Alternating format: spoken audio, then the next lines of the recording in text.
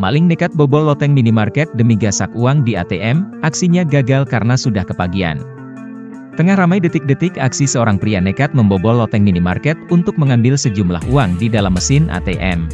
Hal itu kini ramai usai diunggah di sosial media, salah satunya akun Instagram @jakartabarat24jam pada Rabu, 15 Agustus 2024.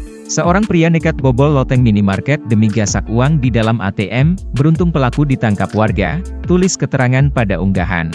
Pada unggahan, terlihat perekam video menyorot situasi di dalam minimarket yang sudah berantakan. Nampak salah satu ATM di minimarket tersebut sudah terbuka menganga usai pelaku mencoba untuk mengambil uang di dalamnya. Selain itu, terlihat juga loteng minimarket yang sudah jebol karena dirusak pelaku sebagai jalan untuk masuk ke dalam minimarket.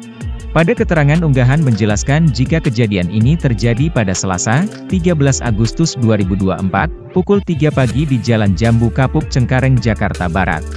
Namun ternyata pelaku gagal membobol ATM tersebut dan malah mengambil uang sebesar Rp1.000.000 di kasir minimarket dan sejumlah rokok. Pelaku kemudian kabur melalui atas loteng dan lalu turun melewati rumah warga. Disebutkan jika pelaku gagal mengambil uang di ATM itu karena sudah kepagian. Jadi dia belum berhasil gasak uang di ATM, mungkin sudah terlalu pagi, jam 5:30 makanya dia biarkan, tulis keterangan pada unggahan. Kini, pelaku sudah ditangkap dan telah diamankan di Polsek Cengkareng.